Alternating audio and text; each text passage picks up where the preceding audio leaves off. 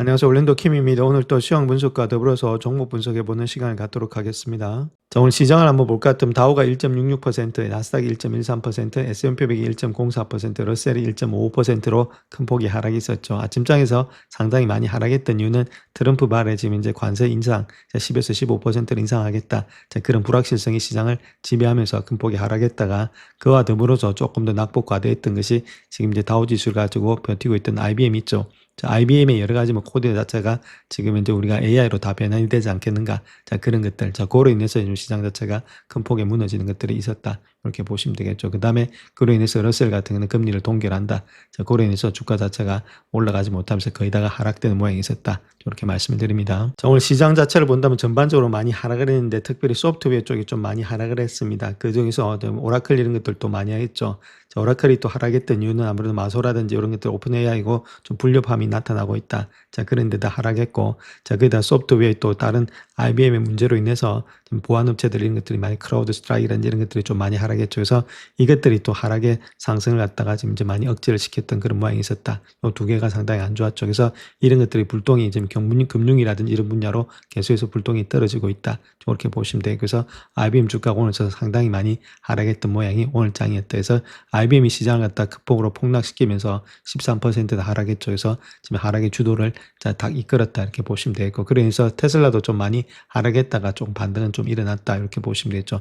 전반적으로 빅테크가 좀 하락을 했고, 엔비디아는 실적에 대한 기대감으로 좀 올라갔고, 애플은 이런 데하고 좀 상관이 없으니까 경기 순환주 있죠. 경기 방어주, 그 경기 방어주 중심으로 일단 생각하고 있으니까 애플은 좀 상승이 됐다. 그래서 일라이 릴리도 많이 상승했죠. 로보트 디스크 이런 것들 때문에 경쟁력이 더욱더 강화된다 해서 상승을 했는데, 특별히 시장 이런 것들이 안 갈 때 가는 것들이 헬스케어 이런 것들이 가고 있습니다. 그래서 이런 것들이 간다는 것은 시장이 그렇게 좋지 못한 방향으로 흘러가고 있다. 그렇게 보시면 되겠고, 또 마찬가지로 컨슈머 디펜스 있죠. 월마시라든지 PMG 이런 것들, 이런 것들도 경기 방어주 성격이니까 시장이 이런 것들 기술주가 안 갈 때 가는 모양이 나타나고 있다. 그다음 통신주 마찬가지죠. 그래서 이런 것들이 나타나는 이유는 아무래도 이런 시장 자체가 그렇게 좋지 못하다 이렇게 보시면 되겠죠. 그다음에 에너지 이런 것들도 상승되고 있었고, 그다음 유틸리티 전형적으로 일단 시장이 조금 안 좋을 때 가는 주식들이 갔던 오늘 장이었다. 이렇게 보시면 되겠습니다. 전반적으로 소프트웨어가 장세를 지금 이제 하락을 시켰는데 그 중에서 주범은 IBM이었다. 이렇게 말씀을 드립니다. 자, 하루 동안의 퍼포먼스 보시게 되면 오늘 또 11개 중에서 한 6개 정도 일단 상승되고 있으니까, 자, 그럼에도 불구하고 시장이 완전히 망가진 건 아니고 순환매가 돌고 있다. 이렇게 보시면 됩니다. 우리가 가지고 있는 것들이 좀 많이 하락됐는데, 베이징 멀티에서 소재 이런 것들은 계속해서 가고 있고, 컨슈머 디펜스, 경기 방어주, 그 다음에 헬스케어, 유틸리티 아까 말씀드렸죠. 에너지 이런 것들을 중심으로 좀 가고 있다. 즉 말해서 방어주 중심으로 좀 많이 갔고, 자, 반면에 일단 하락했던 것이 파이낸셜 이런 것들 많이 하락했죠. 컨슈머 시큐리컬, 그다음 커뮤니케이션 서비스, 인더스트리얼, 그다음 테크놀로지 이런 것들이 좀 하락했는데 인더스트리얼이 조금은 하락이 됐다. 이렇게 보시면 되겠죠. 전반적으로 순환매가 일어나고 있는데 우리가 가지고 있는 주식들이 좀 많이 하락이 됐다, 하락했다. 이렇게 말씀을 드립니다. 자, S&P 500의 지수 한번 보시게 되면 이때까지는 일단 박스권이 있었는데 조금은 고점이 좀 낮아지고 있죠. 이렇게 쌍봉으로 좀 꺾이는 모양이 있습니다. 현재 모습에서 이렇게 계속 꺾이는 모양이 있죠. 그래서 올라갈 때마다 좀 꺾이면서 지수가 조금만 하락되는 모양이 있다. 고점이 좀 낮아지고 있죠. 그럼에도 불구하고 지금 이제 박스권 지켜내고 있는데, 그래서 6,770대 이걸 지켜내는지, 자, 그거 지키지 못하면 200불대가 6,700대입니다. 그것은 일단 지켜내는지를 봐야 되겠고, 이런 것들은 자, 내일 있을 트럼프의 지금 이제 발언들, 그 다음에 지금 엔비디아의 실적들, 그 다음 소프트웨어 실적들 있죠. 자, 그런 것들이 시장이 어떤 식으로 반응하냐에 따라서 좀 아무래도 출렁거릴 가능성이 많이 있겠다. 이렇게 말씀을 드립니다. 자, 오늘 장에서 아무래도 큰 폭의 많이 하락이 있었던 것은 다우지수다 이렇게 보시면 되겠죠. IBM을 필두로 해서 좀 하락이 많았는데, 자, 아무래도 내일 있을 장에서 그 다음에 엔비디아 이런 것들이 지금 이제 다우에 많은 영향을 주고 있으니까 어떤 식으로 변화가 될지 조금 더 지켜봐야 되겠다. 이렇게 말씀드리겠고, 나스닥 역시도 올라가다가 다시금 꺾여 있는 모양이 있죠. 러셀도 좀 많이 꺾여 있는 상태에 있습니다. 아무래도 금리를 동결하겠다. 자, 그런 것들이 지금 나타나고 있죠. 자, 그로 인해서 금리에 민감한 지금 현재 러셀이 상당히 많이 꺾이고 있다. 이렇게 밝히고 있습니다. 자, 오늘 10년물 금리는 좀 많이 하락했죠. 1.35% 정도 하락했는데 그 이유는 지금 안전자산으로 좀 돈이 들어가고 있다는 겁니다. 금리가 하락했다는 말은 지금 이제 국채시장으로서 채권을 조금씩 사고 있다는 이야기 되겠죠. 트럼프의 여러 가지 왔다 갔다 하는 정책으로 인해서 좀 불안한 심리가 아무래도 채권 시장에도 좀 반영되고 있는 것이 아니겠는가, 자, 그렇게 보여주고 있고, 자, 그런 것들이 채권 시장뿐만 아니라 뭐 골드라든지 이런 것들이 올라가는 이유가 오늘 장도 많이 올라가고 있죠. 2%. 그 다음에 실버 역시도 상당히 많이 올라가는 모양이 있습니다. 자, 골드하고 실버가 뛰고 있는 이유는 자, 아무래도 불안한 심리가 지금 안전자산으로 돌고 있다. 이렇게 보시면 되겠죠. 자, 그런 것들이 형성되고 있고, 그에 반해서 지금 이제 달러 지수는 좀 소폭하고 있다. 달러의 신뢰를 잃어버리고 있다. 이렇게 보시면 되겠습니다. 자, 오늘 시장이 일단 급락했던 두 가지 이유가 있다 이렇게 보시면 되겠죠. AI 혁신에 대한 우려, 그 다음 관세 부담, 요거 자체가 다우지수 자체를 갖다 800포인트 이상 급락을 시켰다. 자, 그렇게 우리가 보시면 되겠습니다. 자, 특별히 IBM의 부진으로 인해서 다우지수 자체가 많이 하락을 했는데 엔트로픽이 클로우드 코드의 제품의 새로운 프로그램 기능을 발표한 직후에 한 11%가 하락을 했다는 겁니다. 그래서 마소, 소프트웨어 주식, 그리고 크라우드 스트라이크 이런 것들의 인공지능으로 인한 시장 혼란에 대한 우려가 다시 한 번 더 거세지면서 여러 기업들이 압박을 받았다. 특별히 일단 다른 것보다는 보안업체 중심으로 좀 많은 압박을 받았다. 그렇게 이야기를 하고 있죠. 그래서 마소가 2%, 크라우드 스트라이크가 5% 정도 하락을 했다. 최근에 AI에 대한 우려로 인해서 타격을 입은 것이 소프트웨어뿐만 아니라 트럭 운송, 물류, 상업 부동산, 금융 서비스 이런 것들도 같이 묶어서 지금 현재 또 동반 하락이 되고 있었다. 그렇게 말하고 있죠. 특별히 지난 주말에 스트리트 리서치가 인공지능 붐이 경제 전방에 악영향을 미칠 수 있다는 그런 연구 결과를 발표하면서 AI가 경제에 미칠 영향에 대한 우려가 더욱더 커졌다. 그래서 해당 연구가 AI 붐으로 인한 실업률이 10%까지 상승할 수 있다. 그렇게 주장을 하고 있죠. 이런 것들이 전반적으로 일단 시장 하락의 한 60%가 되지 않았나 그렇게 보여지고 있습니다.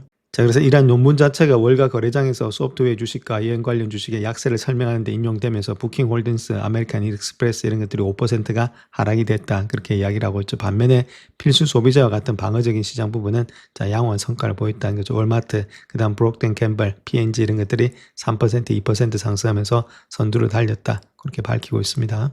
자, 그 중에서도 IBM이 AI의 최신의 희생양이 되고 있는데 인류공학의 프로그래밍 언어 위협으로 인해서 주가가 11%가 폭락이 되고 있다. 그렇게 이야기를 하고 있습니다. 자, 그래서 IBM 주가는 월요일 거래에서 큰 폭의 하락을 했는데 이는 엔트로픽의 자사의 클로드 코드 제품의 새로운 활용 사례를 발표했기 때문이다. 그렇게 말하고 있고 해당 사례는 코볼의 현대화에서 가장 복잡한 부분인 탐색이라든지 분석 작업을 자동화하는 것이다. 그렇게 말을 하고 있죠. 그래서 Common Business Oriented Language에서 코볼인데 요거는 수십 년 된 프로그램의 언어로서 IBM의 핵심 사업 분야인 비즈니스 데이터 처리 분야에서 널리 사용되고 있는데 자, 코볼은 결제 처리, 소매 거래 이런 시스템을 포함해서 대량의 거래를 처리하는 시스템이 여전히 사용되고 있기 때문에 비용 효율적인 AI 혁신의 주요 대상이 되고 있었다는 겁니다. 그래서 엔트로픽이 월요일에 게시물에서 ATM 거래의 95%가 코볼로 처리된다 이렇게 밝히고 있었죠. 자, 엔트로픽은 그 글로벌 게시물에서 이야기했던 내용이 수천억 줄의 지금 코볼 코드가 매일 실제 운영 환경에서 실행되고 있고 금융과 항공, 정부기관의 핵심 시스템을 구동하고 있다. 자, 그럼에도 불구하고 코볼을 이해하는 사람의 수는 매년 줄어들고 있는데 AI가 과거의 코볼의 현대화 비용 부담을 가중시켰던 작업들을 간소화하는데 탁월한 능력을 발휘하고 있다는 겁니다. 그래서 클로드 코드라는 수천 줄에 달하는 코드의 종속성을 매핑하고 워크플로우를 분석하면서 인간 분석가가 발견한 몇 달이 걸릴 위험 이런 것들을 갖다가 걸릴 위험 요소를 식별함으로 인해서 글로벌 코드 베이스를 갖다 현대화하는데 도움을 줄 수 있다 이렇게 설명이 되고 있죠. 그래서 레거시 코드의 현대화는 레거시 코드를 이해하는 데 드는 비용이 새로 작성되는 비용보다 더 많이 들었기 때문에 수년간 정체되었는데 AI는 이런 상황을 완전히 바꿔놓았다. 자, 그렇게 이야기를 하고 있죠. 자, 그런 가운데 있기 때문에 이런 것들이 아무래도 시장 자체를 갖다가 지금 이제 급락을 이끌고 있다 이렇게 밝히고 있습니다. 자, 그래서 그런 불안 심리가 일단 팔고 나중에 생각하자 이런 식의 변동성에 큰 거래 환경을 조성하는 AI에 대한 우려로 인해서 IBM 주가가 폭락하면서 지수 전체로 끌어내렸다 그렇게 보시면 되겠습니다. 자, 먼저 시장이 하락을 보게 되면 트럼프가 대체 관세 부과를 검토함에 따라서 다우지수가 한 달 만에 최악의 하루를 기록할 전망이 있다 이렇게 말하고 있죠. 그래서 시장은 나쁜 소식만큼이나 불확실성을 싫어한다 그렇게 말을 하고 있습니다. 결론은 지금 불확실성 때문에 주가가 좀 하락되고 있는 거 아니냐. 자, 그렇게 볼 수가 있겠습니다. 자, 현재 주가 하락의 근본적인 원인은 아무래도 전 세계 관세를 갖다 10에서 15%로 다시금 인상하고 자신에게 더 광범위한 관세 권한이 있다. 자, 내가 할 때는 지금 법이다 그 이야기를 하고 있습니다. 이런 것들이 시장에서 상당히 불안감을 가져오고 있다. 그렇게 말하고 있죠. 또한 슈퍼 301조와 같은 다른 관세를 사용할 것이다. 외국에 대한 수입품에 대해서 허가제를 시행하겠다. 이렇게 위협도 하고 있고 그래서 새로운 관세 위협과 잠재적인 대체 전략에 대해서 반응하면서 증시 자체가 하락세로 들어갔다. 불확실성을 계속해서 키우고 있다. 그 이야기를 하고 있습니다. 자, 그래서 현재 시장이 가장 우려하고 있는 것은 전 세계가 미국과 그의 정책에 대해서 매우 불만을 품게 되는 것이다. 그래서 이미 나타나고 있는 것처럼 미국 자산에 대한 반발이 있을 수가 있다. 일단 팔고 나중에 생각하자. 자, 그것을 하고 있다는 거겠죠. 그래서 유럽연합 역시도 미국과의 무역협상 타결을 위해서 노력을 일시 중단한다. 이렇게 월요일 날 발표를 했죠. 자, 이런 것들이 아무래도 시장에 충격을 가하고 있다. 그렇게 말하고 있고, 거기다가 이번 판결의 문제를 해결하기는커녕 트럼프는 지속적인 공방을 이어가고 있다. 그래서 10%에서 또 관세를 발표하면서 이틀 후에는 15%로 인상했다. 자, 이런 것들 왔다 갔다 하니까 시장이 상당히 싫어한다. 그 이야기를 하고 있죠. 자, 그래서 트럼프의 발언 자체가 미국의 권력 분립의 원칙, 즉 백악관, 대법원, 의회라는 새 정부기관 사이에서 권력과 책임을 나눈 시스템에 정면으로 도전함으로써 투자자들이 더욱더 불안해하고 있다. 그렇게 말을 하고 있죠. 자, 그래서 미국의 자산에 투자한 많은 투자가들이 이를 좋게 받아들이지 않고 있다는 겁니다. 자, 거기다가 화요일에 국정예설을 할 예정이 있는데 이 연설에서 미국에서 질 수 있는 자유가 무너지고 관리된 혼돈으로 대체된 모습을 여실히 보여줄 수 있다. 자, 그렇게 했을 때는 더욱더 신뢰가 무너질 수 있다. 이렇게 말을 하고 있죠. 자, 그랬던 것이 어떻게 현재로서 시장에 나타나고 있느냐 했을 때는 미국의 자산 보유에 대한 불안감이 1년간의 달러와 약세에 기여하고 있다. 그렇게 말하고 있죠. 그래서 금과 같은 기금속의 매력을 강화하고 있다는 겁니다. 자, 특별히 2025년도 회계연도에 거의 1조 8천억 달러에 달할 것으로 예상되는 재정 적자에 대한 우려가 더해지고 있고, 이로 인해서 외국 투자가들이 달러 표시 자산에서 벗어나고 있다. 그렇게 말을 하고 있죠. 그래서 달러를 보유하고 싶지 않다면 보유할 만한 다른 자산이 많지 않기 때문에 금이 달러 표시 자산에 대한 해지 수단이사 안전자산의 역할을 모두 수행하고 있다. 이렇게 말을 하고 있죠. 그래서 금값만 뛰고 있다. 그렇게 말하고 있고, 또한 이러한 관세 분쟁 속에서도 투자자들은 안전자산인 미국채 시장으로 눈을 좀 돌리고 있는 거 아니냐. 그래서 10년물이 조금은 내려가고 있다. 10년물 금리가, 그러니까 국채하는 계속해서 올라가는 그런 입장이 되고 있죠. 그래서 시장 자체가 좀 안전자산 쪽으로 기울이고 있다. 못 믿겠다. 그 이야기를 하고 있습니다. 자, 주식과 금리의 수익률 자체가 급락하고 있는데 이는 관세에 대한 불안감 때문만 아니라 또 여러 가지가 같이 작용하고 있는데, 첫 번째는 실적 발표 시즌의 정점을 지난 지금에도 일부 산업 분야, 그러니까 소프트웨어 분야죠. 이런 데서 AI가 기업 이익에 미치는 영향에 대한 의문이 아직까지도 투자자들에게 여전히 부담으로 작용하고 있다는 것들. 자, 이런 것들이 아무래도 첫 번째 문제가 되겠고,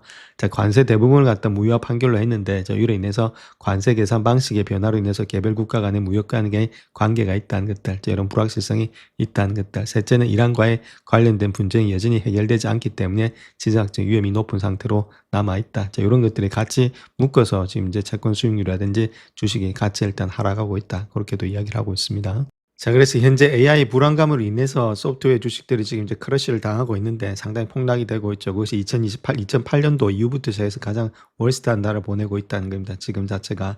그때보다는 아직까지는 내려온 건 아닌데 이제 이런 정도 내려왔기 때문에 이런 것들도 지금 시장 폭락에 조금은 지금 기여를 하고 있다. 자, 그렇게 우리가 보실 수가 있겠습니다. 자, 그래서 다음 요 두 가지 차트를 하나 보실 것 같으면, 첫 번째는 implied volatility 있죠. 3개월 동안에 어느 정도 변동성이 많으냐. 그것이 요거 연두색인데, 자, 그거 자체도 많이 올라가고 있죠. 시장에 변동성이 많다는 이야기는 아무래도 이런 것들이 더 큰 변동성을 예측을 하고 있다는 거죠. 올라가면 올라갈수록. 그 다음 두 번째, 스큐 있죠. 요거는 시장에 지금 이제 잠재적 위험성 아니면 편향성을 나타내고 있는데, 자, 그것도 90에서 100까지 올라가고 있다. 그래서 전반적으로 지수 자체에서 본다면 이런 것들이 조금은 위험한 모양으로 다가가고 있다. 그래서 변동성이 상당히 심하면서 시장의 심리가 그렇게 좋지 못한 방향이 있다. 이렇게 말하고 있습니다. 자, 그래서 다음 요 자료를 보시게 되면 이건 골드만삭스 자료인데, 골드만삭스 프라임 데스크 있죠. 거기서 트레이딩 프로가 어떻게 되고 있는지, 자, 그 이야기를 하고 있는데, 자, 우리가 여기 봐야 될 것이 이건 롱 포지션이고 이건 숏 포지션입니다. 그래서 2월 13일부터 시작해서 2월 19일까지 어떤 식으로 일주일 동안 흘러왔는지,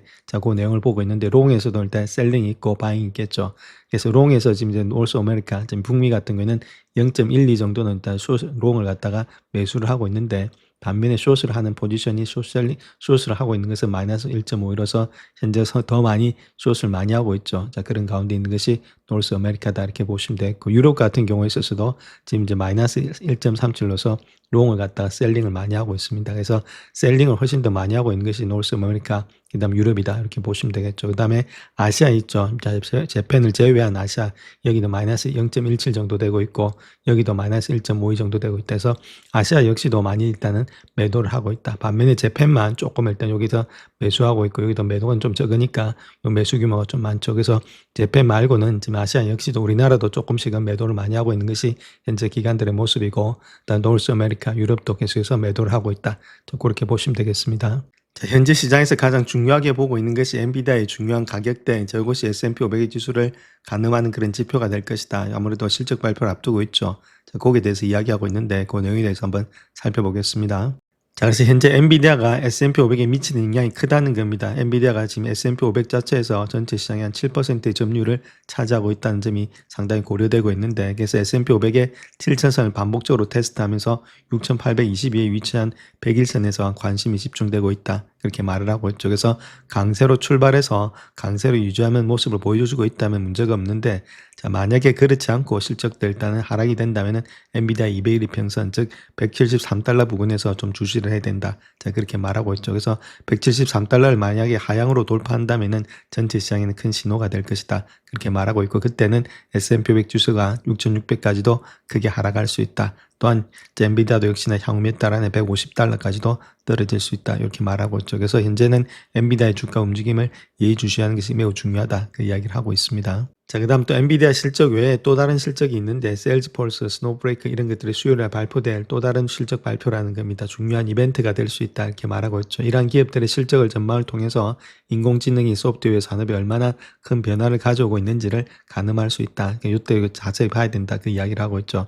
그래서 지금 이제 이런 게 좀 반등이 일어난다면은 큰 문제가 없는데, 자, 그런 반등 자체가 단순한 반등인지 아니면 어떤 변화가 일어나고 있는 반등인지를 체킹해 봐야 되겠고, 자, 가이던스를 통해서 만약에 제대로 된 반등이 일어나지 않는다면은 시장 자체가 바로 급반등 나오기는 좀 힘들지 않겠는가, 그렇게 보고 있다는 거겠죠. 자, 그 다음 또 우리가 한번 생각해 봐야 될 것이 화요일에 있을 트럼프의 국정연설이다, 이렇게 보시면 됩니다. 시장에 큰 영향을 미칠 수 있는 중요한 소식이 되고 있는데, 전 세계 15% 관세를 지금 때리겠다고 위협하고 있죠. 이런 것들이 어떻게 지금 이제 이야기를 할 것인지, 그 다음 미국과 이란과의 갈등을 어떻게 풀어나갈 것인지, 이런 것들에 대해서 지금 현재 시장이 관망을 하고 있다, 그렇게 보시면 되겠죠. 만약에 전쟁이 일단 발발했다, 그렇게 했을 때는 에너지 부분은 계속해서 큰 상승세를 볼 수 있다, 이렇게 말씀드릴 수 있는데, 그래서 일단 세 가지다, 이렇게 보시면 됩니다. 이번 주에 가장 중요한 것은 첫 번째는 일단은 트럼프 대통령이 일단 아무리 다른 것보다는 지금 연설이 있죠. 연설을 통해서 어떤 식으로 생각하고 있는지, 자, 둘째는 일단 엔비디아의 실적이 어떻게 나올 수 있는지,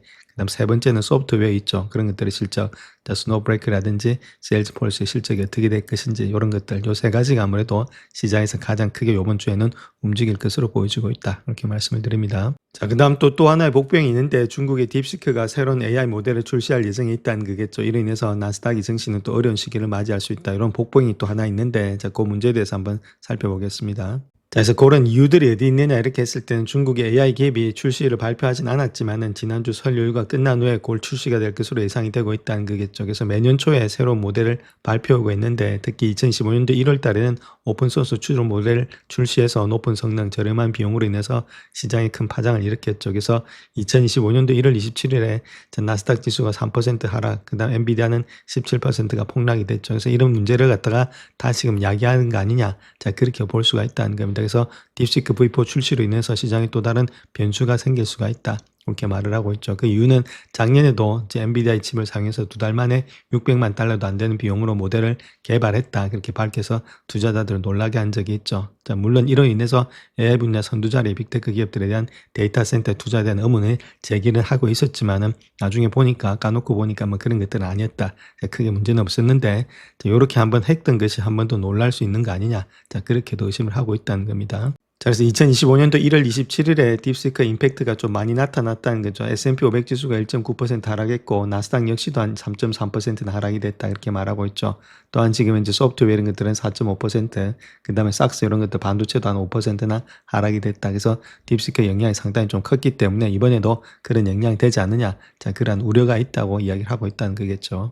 자, 시타델의 루브너 역시는 경기 순환주, 가치주로의 자금 이동이 새로운 현상은 아니다, 그렇게 말하고 있고, 자본은 미국 지수의 주도권을 쥐고 있었던 초대형 시가총액의 중심에서 좀 벗어나서 명목 성장률을 가속화하고 실물 자산의 시장 수익률을 상승하는 인플레이션적인 환경으로 좀 이동하고 있다. 그래서 이런 추세는 2010년도까지도 지속될 것으로 예상이 되고 있다, 그렇게 이야기를 하고 있고, 저희는 일시적인 팩트 조정과는 조금은 다르다, 그 이야기를 하고 있죠. 시장이 자산 집약형의 모델과 자산 경량형의 모델의 상대적 가치를 재평가하고, 과거의 미국 대형주 지배력의 지속 가능성에 대한 의문을 제기한다면 포지션 불균형은 며칠이 아닌 몇 주 또는 몇 달 동안이 지속될 것으로 보여지고 있다, 그 이야기를 하고 있습니다. 그래서 섹터별로 움직임을 볼 것 같으면 지금 인포메이션 테크놀로지 쪽 이런 것들은 한 4.5% 정도 하락을 했고, 그다음 우리가 많이 가지고 있는 커뮤니케이션 서비스 이런 것들이 3.1% 정도 하락했다. 자, 그 반면에 이런 것들이 이쪽으로 옮겨왔다는 거겠죠. 그래서 가장 많이 있는 것이 지금 이제 머티리얼스 이런 것들이 15.2%.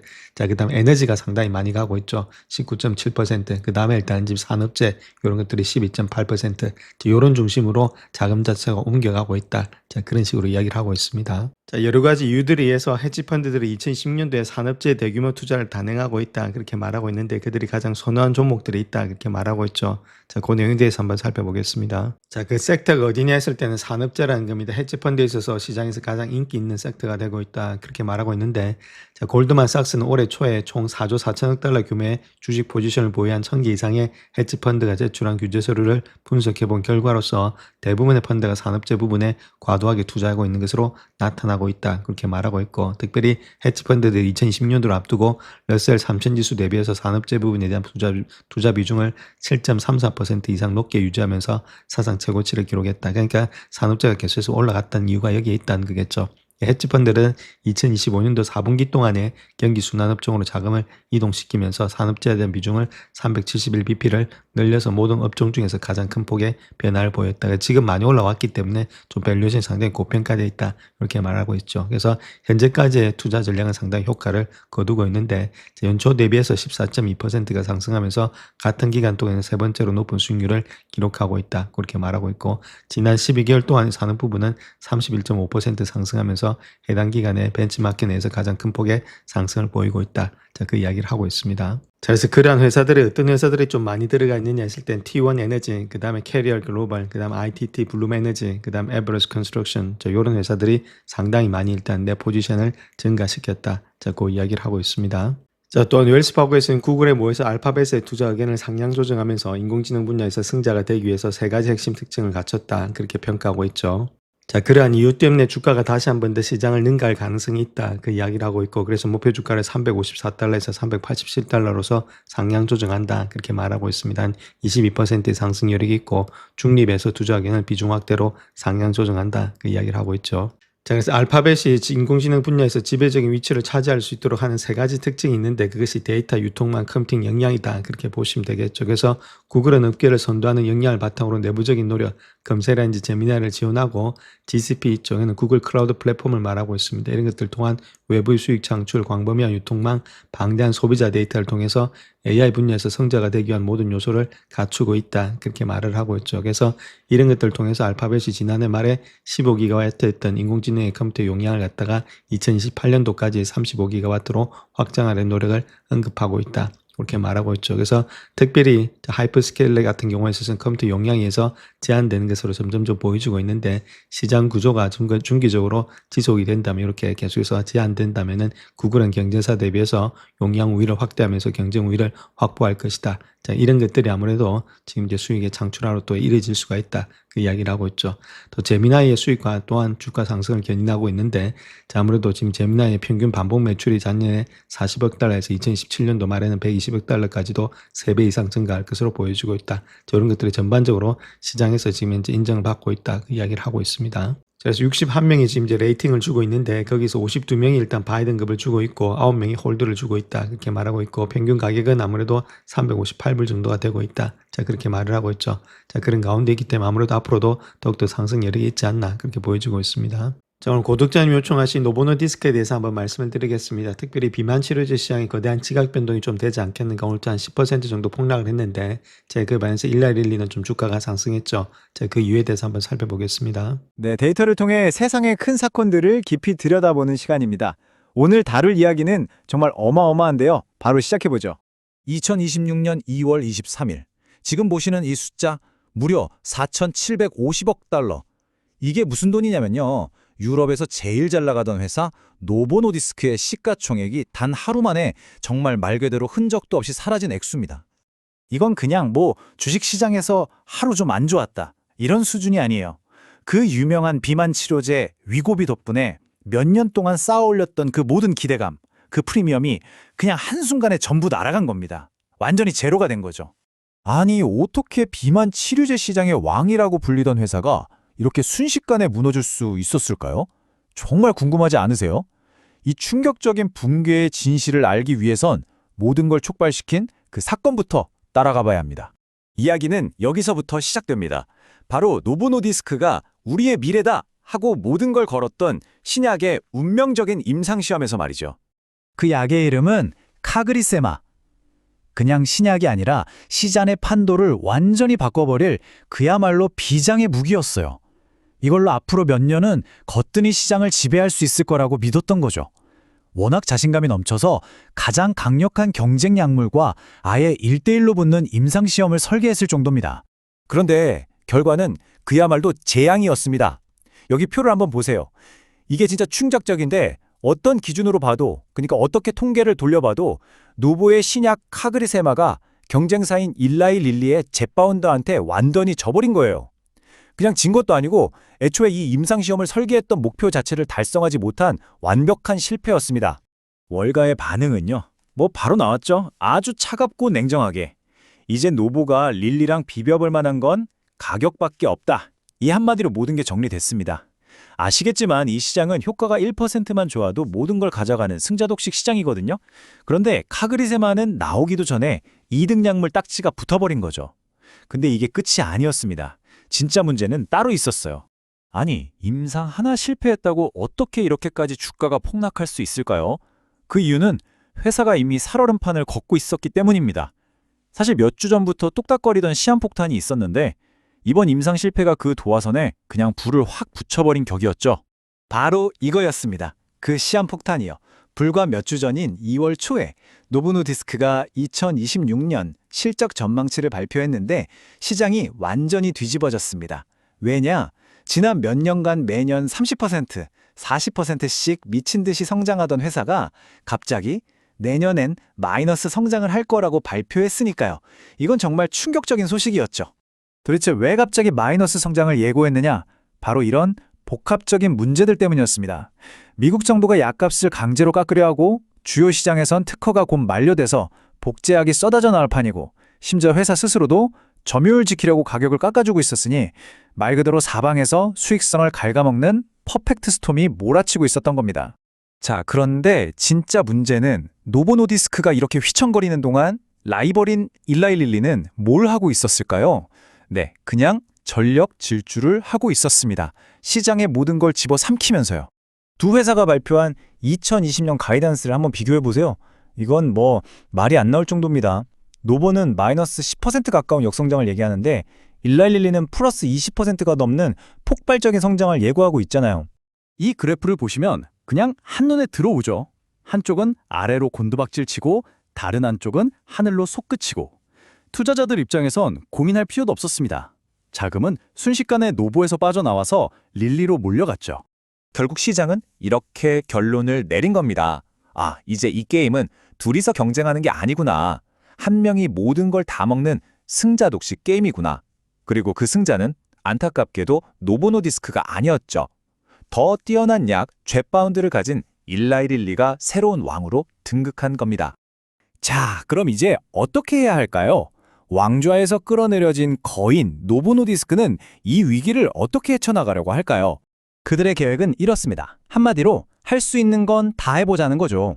일단 실패했던 카그리세마 임상을 어떻게든 다시 해서 가치를 증명해보려 하고 새로 나온 먹는 알약 형태의 위고비 마케팅에 총력을 기울이고 있습니다. 또 아예 다른 질병 분야의 회사를 수십억 달러에 사들이면서 비만 치료제 말고 다른 길도 찾고 있죠. 그리고 물론 폭락한 주가를 방어하기 위해 엄청난 돈을 들여서 자사주를 사들이고 있습니다. 정말 사활을 건 싸움이죠. 근데 이 문제가 단순히 한 회사의 위기로 끝나지가 않습니다. 바로 노키아 효과라는 말이 나올 정도로 이제는 한 국가 경제 전체를 흔드는 문제로 번지고 있어요.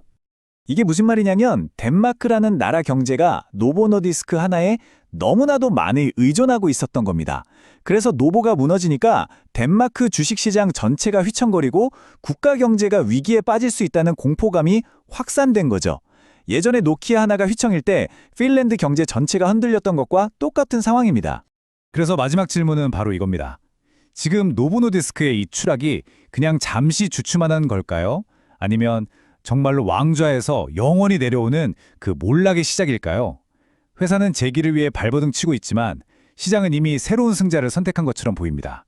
과연 이 거인의 운명은, 그리고 덴마크 경제의 운명은 어떻게 될까요? 영상을 끝까지 시청해 주셔서 감사합니다. 영상이 도움이 되셨다면 구독과 좋아요 부탁드립니다. 감사합니다.